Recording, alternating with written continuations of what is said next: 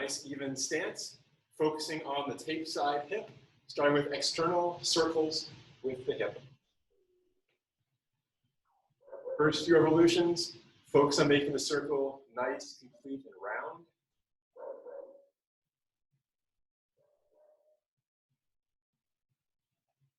Once that shape feels good, start slowly bringing in those postural elements, starting with the foot grab. See how the foot grab changes both body feel as well as the over aesthetic of the movement. As you grab with the feet, the legs should shift a little less, the coil should become a bit more pronounced. Also the foot grab, if your pelvis is in line, will bring in a slight feeling in the abdominals. From there, add in the belly button draw to the spine. That should help you to better feel the muscles in the middle. And finally, that head neck raise, you have all that stretch a place to go.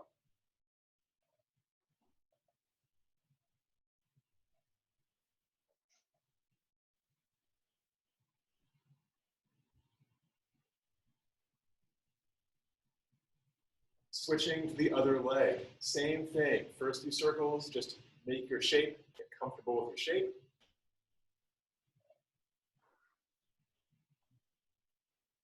From there, slowly adding in foot grab, belly draw, and head neck.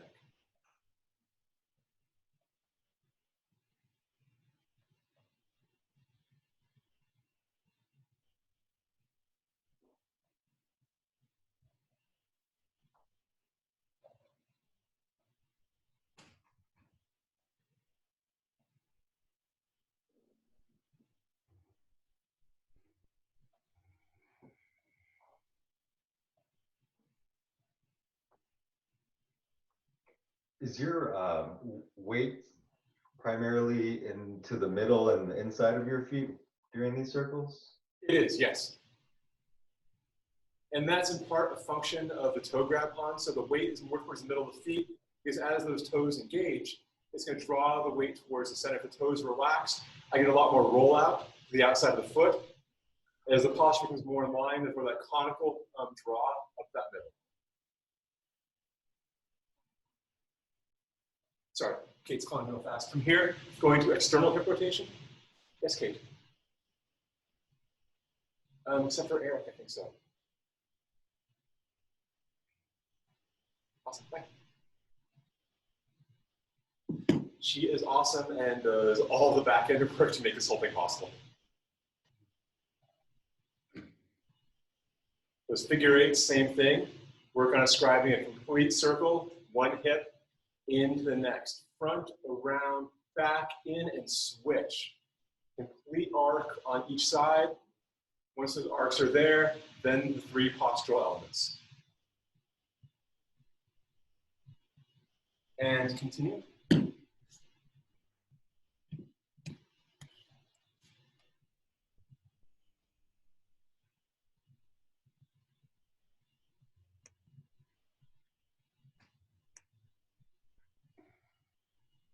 Very good. Make sure that belly draw is a consistent thing. Very nice. Good, Drew.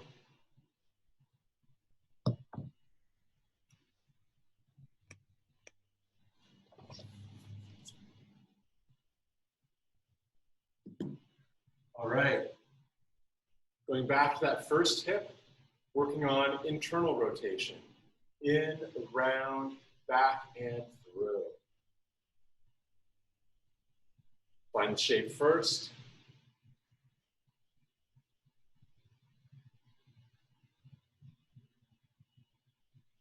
Then grabbing, drawing, and lifting.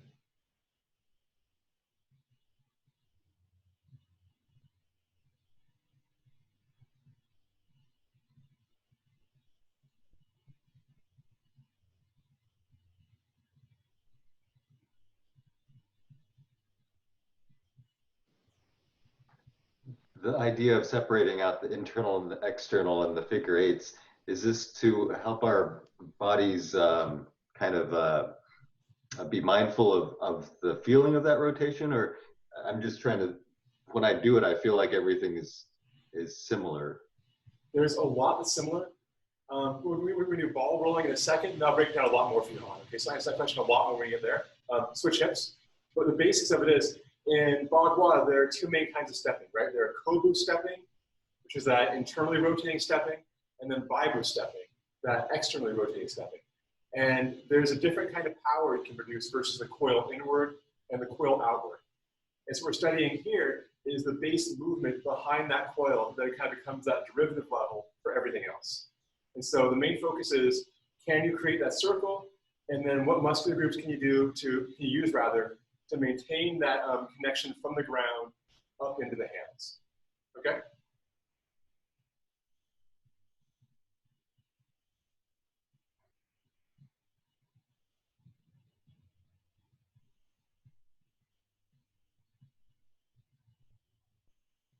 From here, going into internal figure eights, drawing and pulling,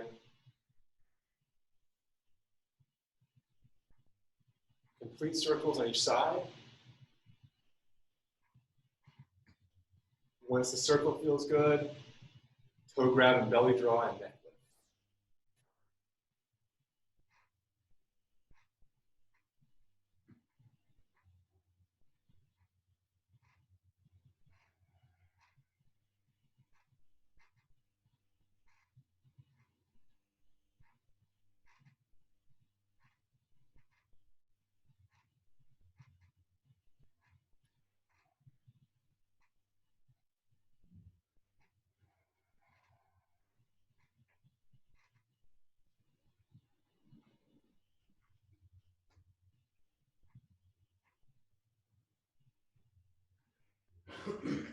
Check that out for a moment.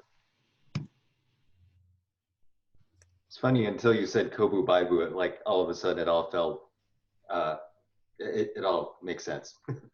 Cool, and again, we're gonna break that down even further because it's a really solid question. The question again is, what is the difference between internal and external rotation as it pertains to this practice, right? So going back to external for a second, we have the external figure eight. The first thing we're gonna study here, much like the Tai Chi class a couple minutes ago, with those hands on the hips, try to feel the natural raise and fall of the hips as they roll.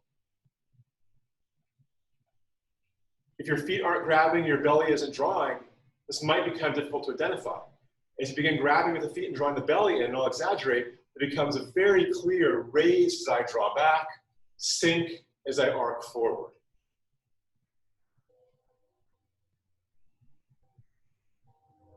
Sinking through, raising back, sinking through, raising back. There's almost a dispersing quality of the movement, right? Pulling off the side, pulling off the side. You get a lot of your kind of classic cloud hands out of this base.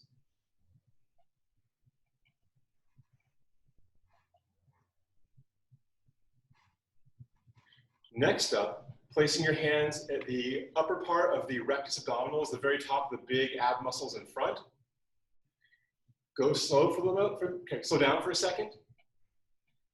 And see how the feel in the abs change in the raise versus the sink. As the belly draws the spine, there's a slight engagement in the belly as I pull up and over the hip, and then a slight relaxation as things sink back down. That belly engagement is part of how we carry that lift from the hips through the middle and finally into that upper body.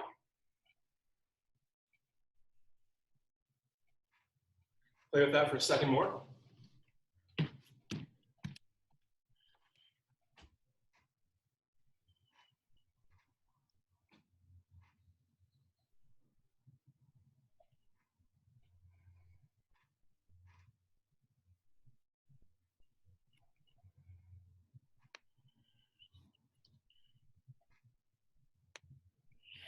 Good. If you're having a hard time identifying it, slow down for a second.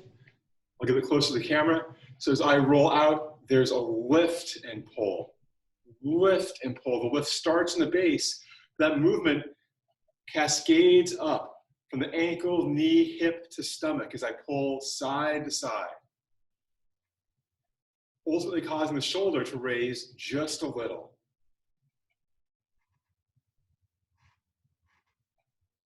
Good. From here, we're going to add in our ball rolling. We start with the basic setup for this. palm to palm, both palms to belly, palm to palm, and so on. Starting off by creating that box. As you get more comfortable with it, rounding off the edges of that box. Every so often, spot checking to make sure the two hands are in alignment with each other.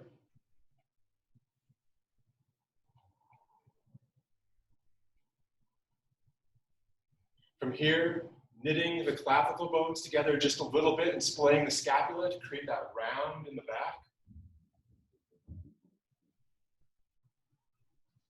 And notice how when that chest posture comes online, the draw to the hips becomes a little bit greater.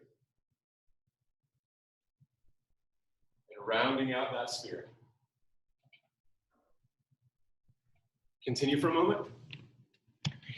Even rotation between the shoulders and the forearms. I want the whole structure rolling together.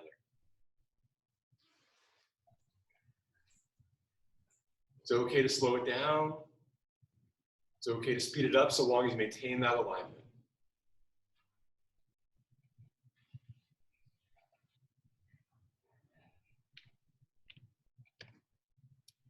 Good. Now from here, relax his arms for just a minute. Let's establish our base, okay? Beginning with that external hip rotation, grabbing with the ground, grabbing the feet with the ground, belly back, head, neck lifting. And now we're going to continue that lift in the hips through the arms. So the hip comes through, the arm follows. Hip comes through, the arm follows. Gradually morphing in that ball roll. As my non-tape side hip comes through, the arm sinks. As the hip lifts and rolls out, the arm follows and lifts. Other hip sinks. Hip lifts first, arm follows. Hip lifts first, arm follows. As you slow it down, it becomes really easy to feel that abdominal engagement. As I add a bit more fluidity and speed to it, my goal is to maintain both the timing and the body feel. So if by going faster, I lose my abs, it really is to my benefit to slow down a little bit, get everything back together, and then gradually accelerate from there.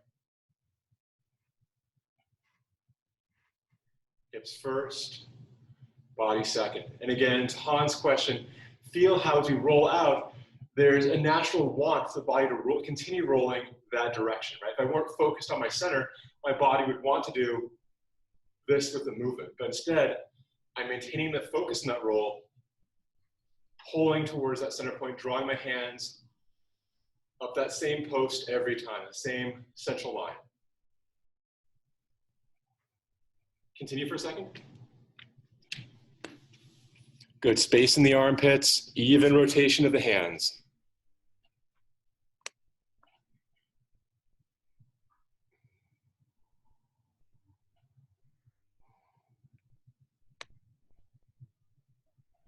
Very nice, very nice. Maintaining that belly feel. Okay, relax that for a second. And now for internal rotation. So before we bring in the hips, let's take a moment to get comfortable with the hands going forward.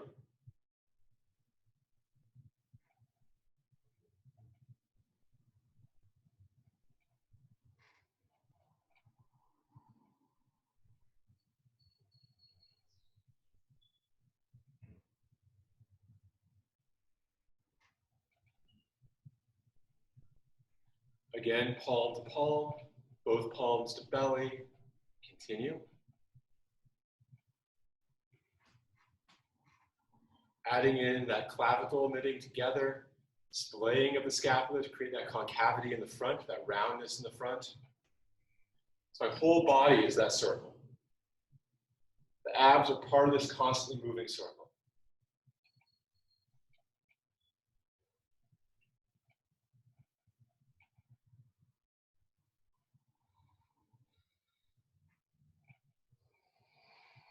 Relaxing the arms for a second, internal rotation of the hips. Establishing that base, our foot grab, our belly draw, and that head neck lift.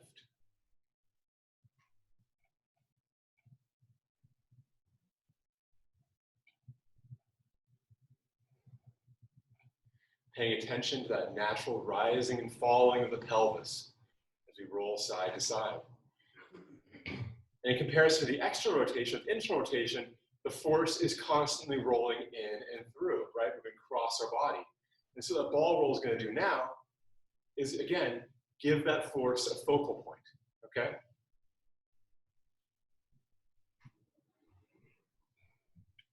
So from here, taking that tape side leg, stepping forward at a 45-degree angle, roll front, roll back. Turning that front hip forward, rolling that back hip in, internally rotating both hips.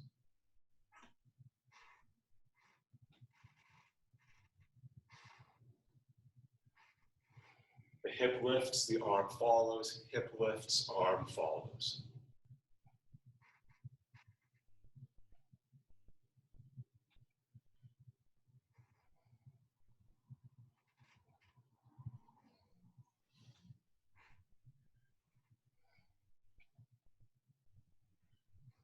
The hips are still making that figure eight, rolling in.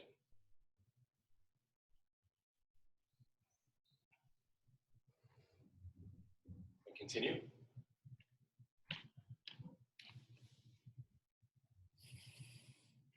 Good, engaging that belly, making sure you still have that same consistent center point to roll around.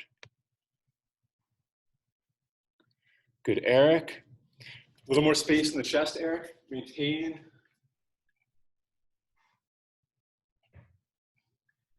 So you're always reaching around that circle, drawing that circle up, reach over the circle, draw to reach, balancing out with that backhand. There you go. It becomes a very dynamic roll after a little while. Good. Make sure the palm position is shifting just like we're going static, okay? Changing the other leg. Take a moment to get comfortable with that internal rotation with the new base.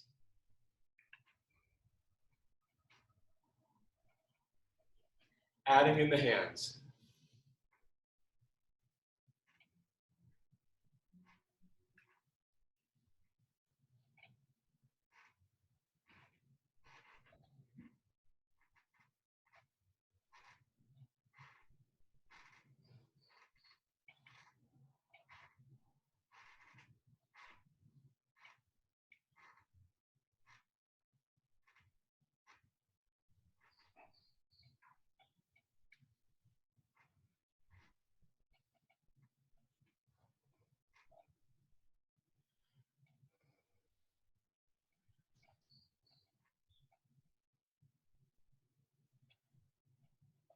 Maintaining that belly draw.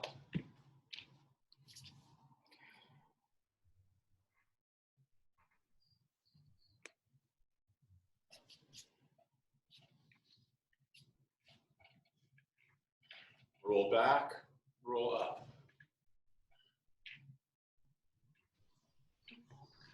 If we were in physical class, would we have like a post that we are orienting to? Yes. Up and down? Okay. Yeah. There'd be a single object that both hands be orienting to for both these exercises. Absolutely. So if we have like a point on the wall or something like a corner of the house, we could use that as a point of reference. That would work great. Yeah. Yeah.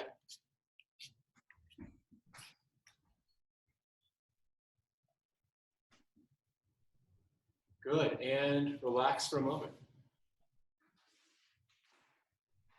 So this body coordination exercise comes from the Bagua family. It was given to me by an uncle of my master Nirohua, who just kind of stumbled out of the temple background one day in a trench coat with a cigarette lit and explained that if I did this every day, my kung fu would one day be good. And if I didn't, I'd always be kind of mediocre, which is often how those lessons go. And he appeared for 15 minutes and then wandered off, and I haven't seen him since my fourth trip, but I've been practicing this pretty much every day, and he was right. It's made huge gains, my coordination, how I traverse the middle and carry that power from the lower into the upper. So if you want kind of a nice logical add-on to the hip rolls, the ball rolling is a really good place to take that. Any questions so far? Are you going to do a breakdown on this one? I just wanted to Of ball rolling? have the right direction of the front coordinating with the... Totally, yeah. I posted a series of 6 videos right at the beginning of the pandemic on YouTube that have detailed breakdowns of both the hip rolling and the ball rolling. Cool. And they're about 5 or 6 minutes each. They go over internal rotation, external rotation, the various ball rolls that correspond, also slicing and lifting. If that's not enough, let me know what details you want me to focus on more. I'll make a new video to cover that. Okay. Any other questions? Would you recommend using like a ring or actual ball to utilize with the hands, or just without it? What would you say? Rings are great. Weights are always great, as long as they don't interrupt your flow and your posture, right? I have no problem with that at all. Just make sure that the core mechanics don't suffer because of the weight that you're adding on. If the weight's interfering with the mechanics, just take your time. Like when I was doing circle walking with long duration holds, I started with ½ pound on each wrist. Over the course of 8 months, I'm up to 7 pounds on each arm. But it was a slow build up to make sure my shoulders responded, every other muscles behind it responded well, to the added weight. Yeah. Okay. Yeah. If you were my master Zhang Shuyan, he would say, dig a hole in the ground, stick a stump in it, pour a concrete, and make giant concrete bracers. But that's him. I'm going to do that just because that's always been his prescription for everything. Just more concrete. Any other questions? All right, let's do our stance and single leg.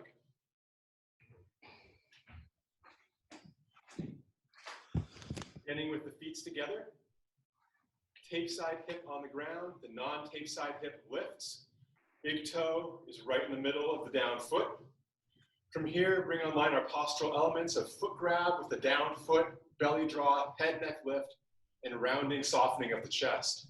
From there, the downed leg arm drills up, the bent leg arm drills down. Both palms ultimately facing away from the body, stretching consistently through the fingertips.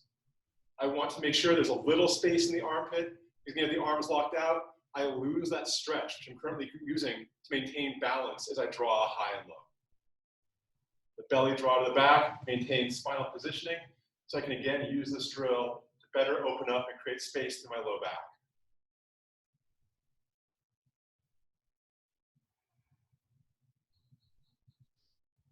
From here, bent leg foot steps forward. Tape side foot comes forward. Both legs are straight as I roll and reach. Pressing away from the mingmen, middle of the back, with my top hand, gently drawing my foot up with the top of my bottom hand. Trying to keep that back straight, and if I want more of a stretch, I can raise that chin just a little bit.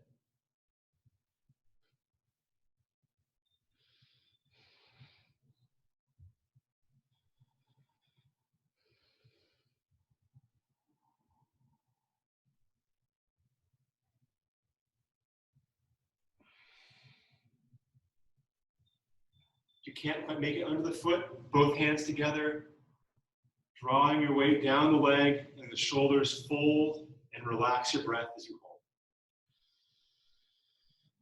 From here, the front foot comes to the ground, belly draws to the back, lifting from my hip, not from my knee, as I raise that front leg with the foot parallel to the ground. Chest is concaved as the arms unfold and open, actively raising that high leg. Notice how the softness of my chest maintains in this hold too. I'm not drawing to the side. That slight concavity is carried all the way to the fingertips.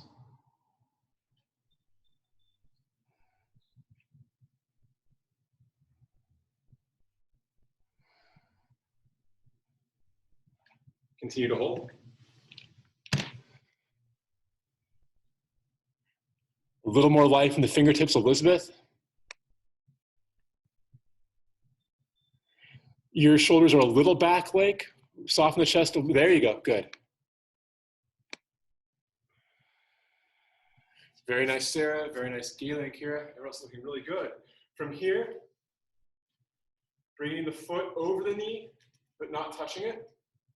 Same chest positioning as I wrap the arms around a post while also holding a pane of glass. Space in that low armpit as the hand reaches the foot, coiling and wrapping feeling through the chest and into both arms. Still actively raising that knee to better engage and utilize that psoas muscle.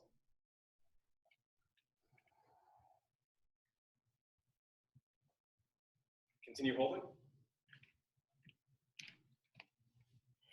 Good, Caro. Bring that down arm in just a little towards that foot.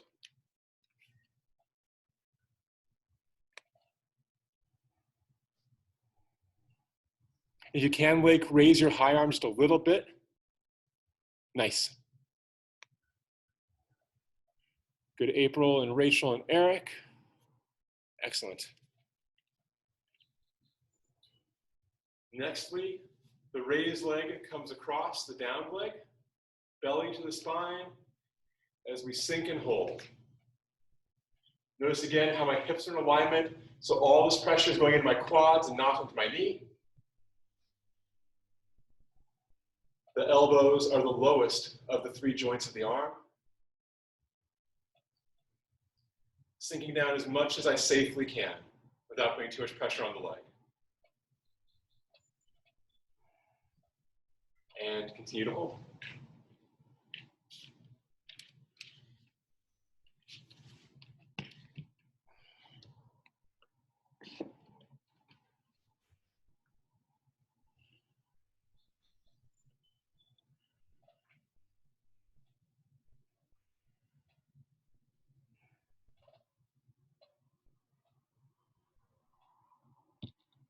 Very good. Bringing that foot behind the knee, sinking to turn and press. Same hip alignment, same concavity of the chest. I can sink down as far as I can without feeling like the leg is doing too much. It's important to listen to your own bodies on this one. If the leg needs a break, go ahead and shake it out.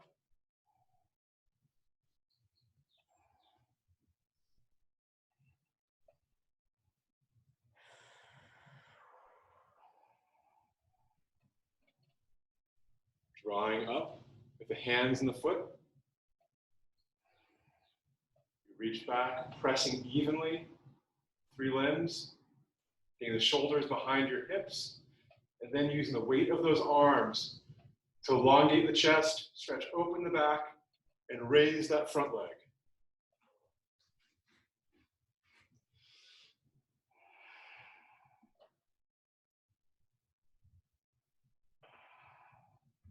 And hold.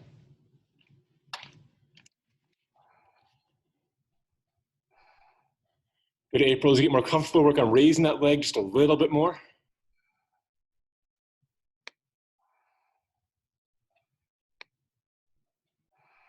Again, shaking it out whenever you all need to. Nice. Pushing back. The palm of the hand, let that weight help to create that arc, which again doesn't compress the spine as much as it opens, gives space to the back, and draws through. From there, drawing back up, and forward this time. Keep that back flat like a table, toes pointing towards the ground, fingertips pointing towards the ceiling.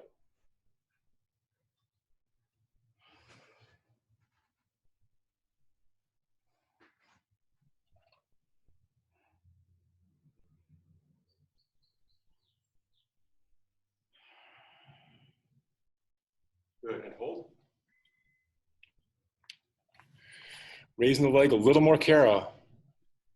Is our supporting leg locked, slightly bent, or bent?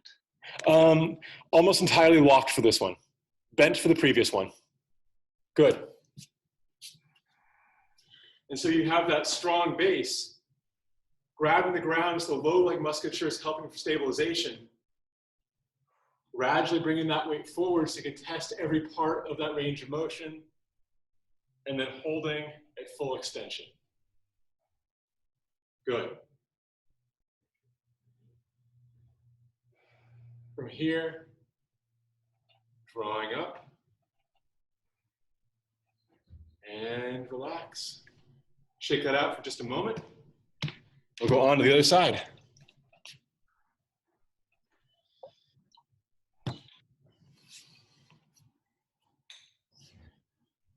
Can I ask a question about grabbing with the feet? Please. I feel like what I normally grab with is like feels more like a tiger claw. Mm-hmm. But I was like tapping my foot along to a song or something the other day, and I realized that I was doing something that felt more like the fixed 8 palm. And I was wondering which of those we're going for. It's more like the constant stretch of the fixed 8 than a hard grab. It's not like a factory range you can see. It's not that, right? It's not the whole arch spiking up and everything grabbing tight. It's enough of a grab that you can feel the musculature that connects into that foot engaging around it and stabilizing. The point isn't to magically dig your toes in the ground and build roots, right? That's not what rooting is. What rooting is utilizing more of the structures that you have to have a more complete system moving over the ground. Does that make sense? Yeah. And so you want to grab just enough the legs aren't dead, right? Big blocky shoes are kind of the enemy of good Bagua because it eliminates the need to stabilize. You want to make sure that as you pull that weight up, you get that redundancy of balance in the low leg, right? We all have those big muscles that hold us up. You want to make sure those small muscles are also doing their job to help stabilize and give more structure. And the foot grab is kind of a nice, easy way of beginning to work towards that. Thanks. Does that make sense? Yeah. Cool. Any other questions? Okay, let's move on to the side. So again, with that slight grab of the ground, the non-tape side leg, tape side comes halfway between the foot as we drill and hold.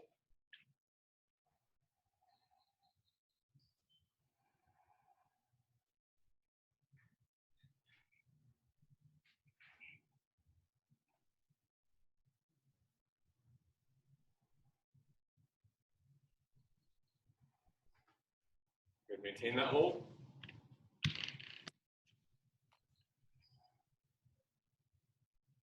Nice space in the armpit. Everyone's doing really well with that. And so April, you're listing a little to the side, drawing the belly into the back, drill the arms, try to maintain that vertical draw, straight line from the top of the hand all the way down to the foot. Very good.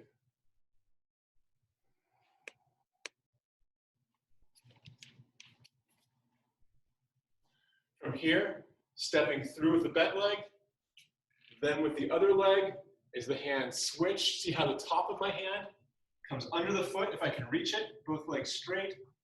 Other hand's pressing away from my back as I draw up just a little with that bottom hand. If I can't quite make it to here, the fingertips can come together, relaxing down, dropping the weight through my shoulders until the hand can easily make it underneath that foot.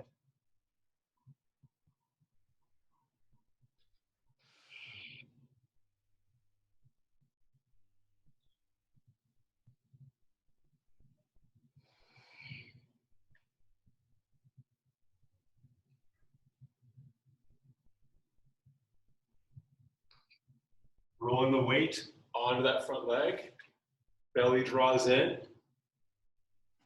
actively raising as the arms unfold and hold, belly drawing towards the back, with the raised foot parallel with the ground.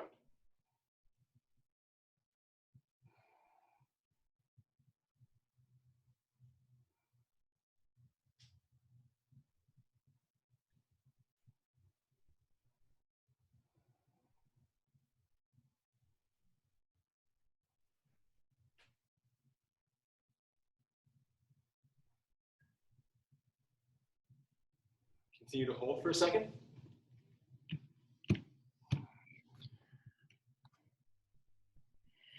Good, make sure that leg is always lifting up.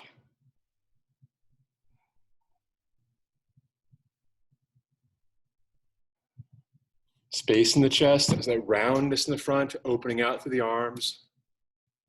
Life through the fingertips, very nice.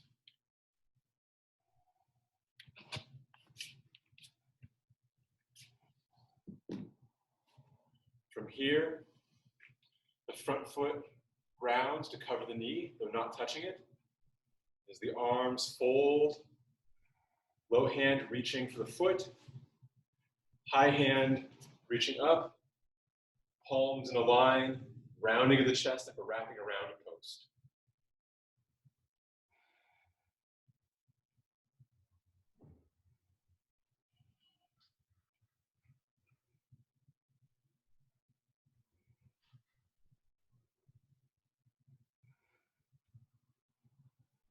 Make sure that belly is constantly engaged so the pelvis stays in line with the back and leg.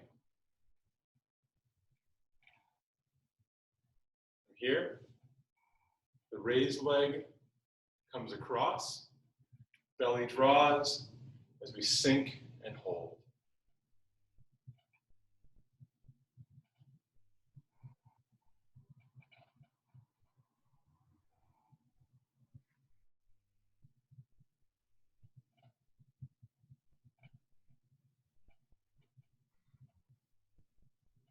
Keep holding.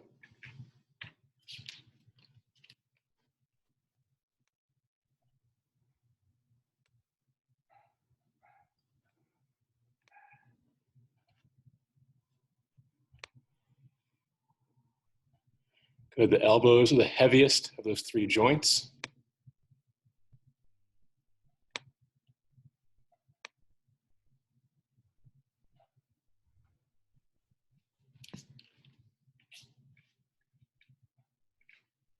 Bringing the foot behind, right in the fossa of that knee, maintaining that straight back as we sink and press.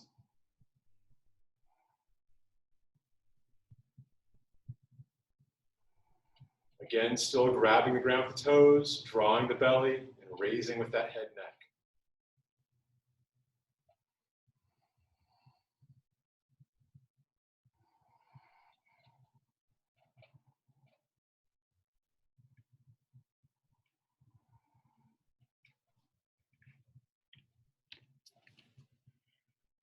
Life in those fingertips. Let the elbows hang just a little bit more, Sarah. Less here, more there.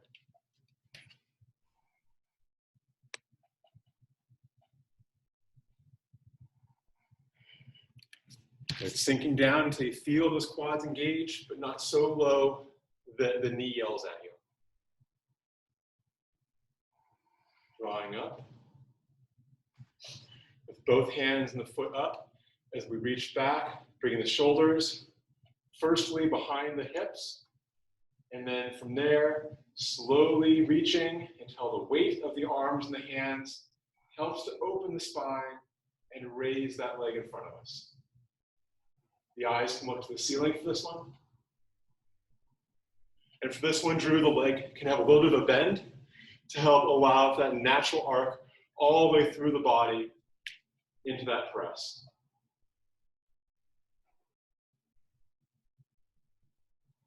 Continue to hold.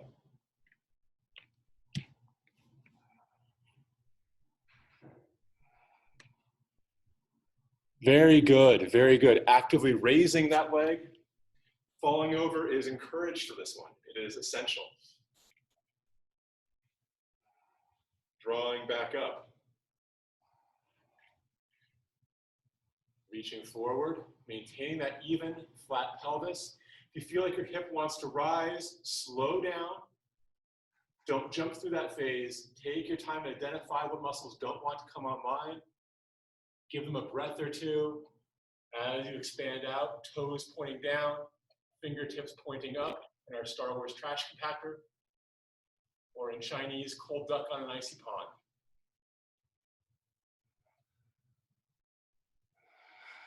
Flat back, stretching constantly from heel to palm.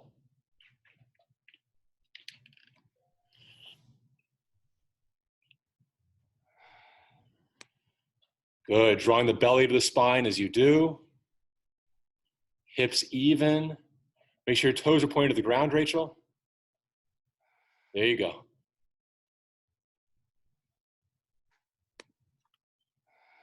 Very nice, Craig. Fingertips pointing a little more up, Craig.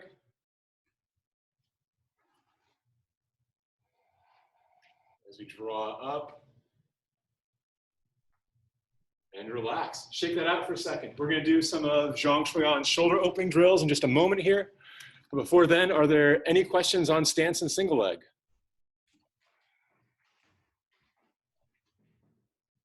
So the first one, where we're drilling Yeah. up and down, are we constantly twisting Great question.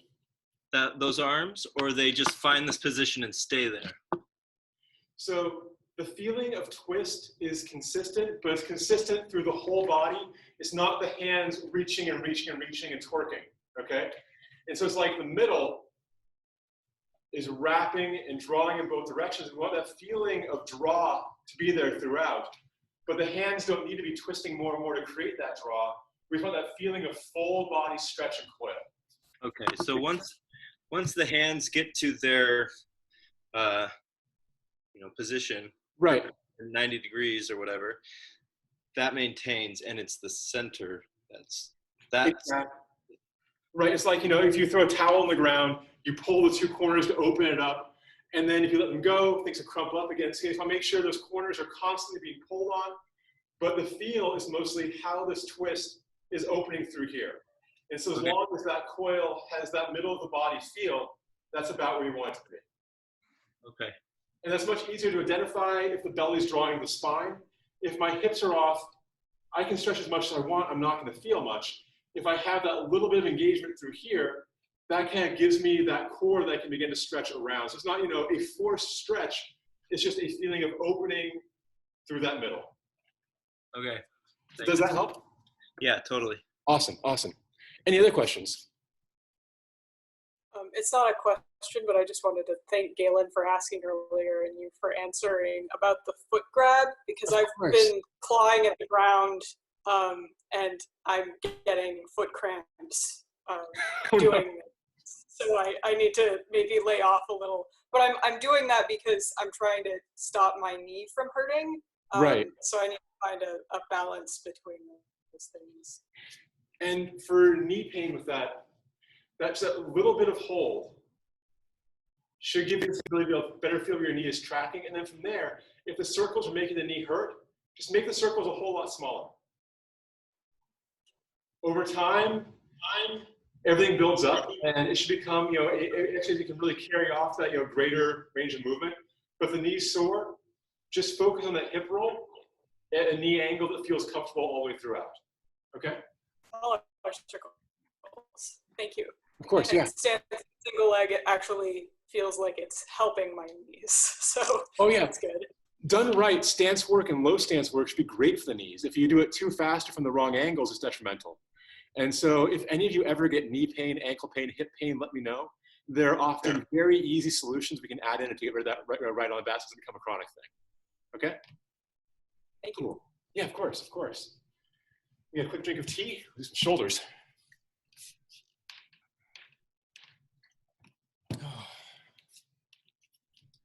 All right, so the basis for Zhang Shuiyan's arm striking is that relaxed shoulder that drops into place, okay? And so the fundamental movement here is the shoulder is raising and coming forward. So here, and then as it drops into place, the hand raises. So again, watching how the shoulder comes up and forward. As the shoulder goes back and down, the hand comes through. Let's try it together. Arms come up and forward. Arms sink. Notice how there's no change in the bend of my elbow. If you watch for a second, lots of power through that, but notice it's not coming from the elbow or from an elongation of the arm. What's happening is the arm is lifting and then just dropping back into place. Okay, so let's try a few nice and slow. Raising up and drop.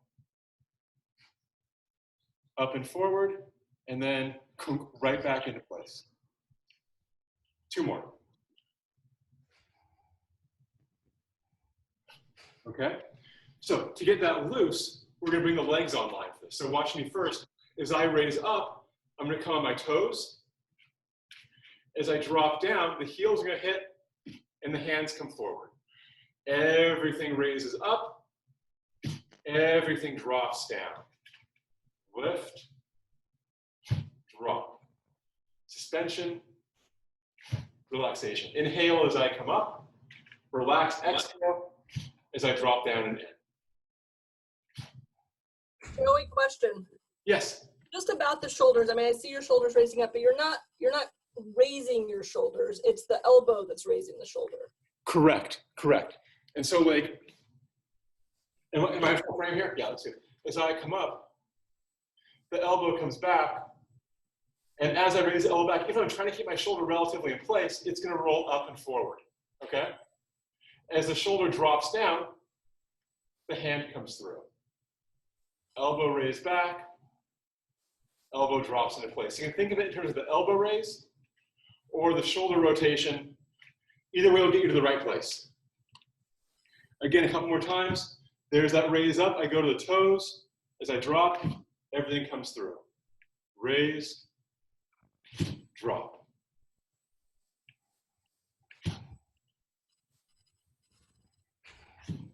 And everyone keep playing with that for a moment. In terms of which body part slightly leads? In terms of the arm? The arms, the shoulders, and the foot drop. Is there a part of the body that initiates the motion, much like how the hip initiates in other things? Right. So if we're using the foot drop, let the foot drop initiate, okay? So from suspension, as the body drops, the arms follow. So be feet first, and then everything else kind of cascades going up, all right? When the foot drop's gone, it's just that relaxed breath of arms raise up, and then everything just drops. Like I'm holding, a big heavy weight up, and then I let it go. The elbows lift a heavy weight, elbows drop. Does that help? Yep, thank you. Cool. Yep. Okay, so with this in mind, watching me for a second, I step, everything draws in, feet come together, step, strike. Clear, feet come together, step, strike. Clear, everything's in, step, drop.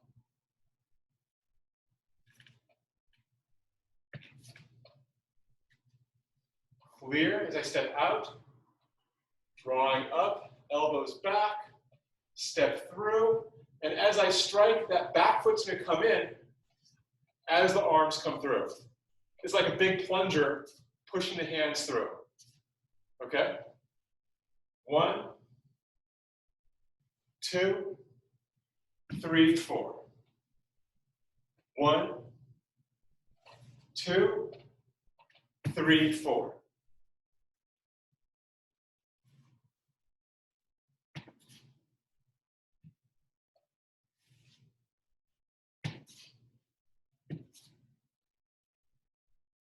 Two, 3, 4. Clear, together, step, strike. Clear, feet together, step, strike.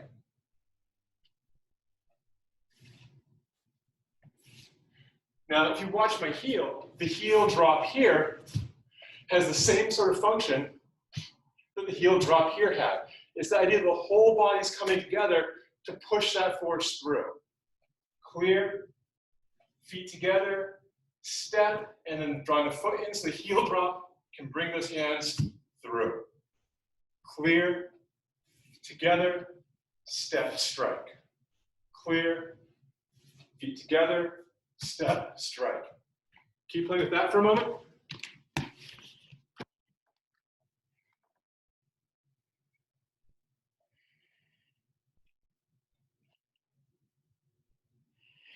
Good, Carol. Keep your belly in a line as you strike through. So watching me, as I step, heel comes in. 1, 2. 1, 2, 1, 2. Okay? And changing leads. Stretching as I step forward, striking as I step up. 1, 2, 1, 2.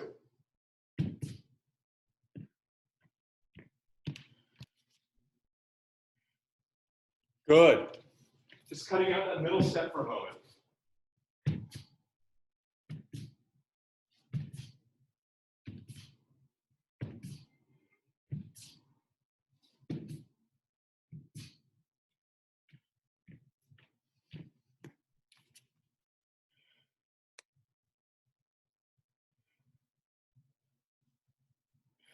Much better, much better. And lastly, before we stop, let's come back to the center for a second. So this relaxed kind of striking is fairly limited for this kind of reaching through uppercut. Right? There's some movements where you can kind of make an excuse for this, but the basic idea isn't to create this as a primary weapon, but to study what shoulder dropping can do as it moves through the body to make other weapons more accessible. So things like our hook, which also have a body roll, have the exact same kind of mechanic, right? There's that draw, and then as the shoulder drops, it carries the other arm through, right? And so that feeling we work with here becomes kind of that base, most easy fa-li sensation we can carry through to our other vectors later on. Does that kind of make sense? And so in my basic practice, every day, I do about a minute of just this, 2 minutes of the marching, and then I go one hand into the other, then speeding that up, and then from there into all of my other basic striking practices. Okay? So any questions on today's lesson?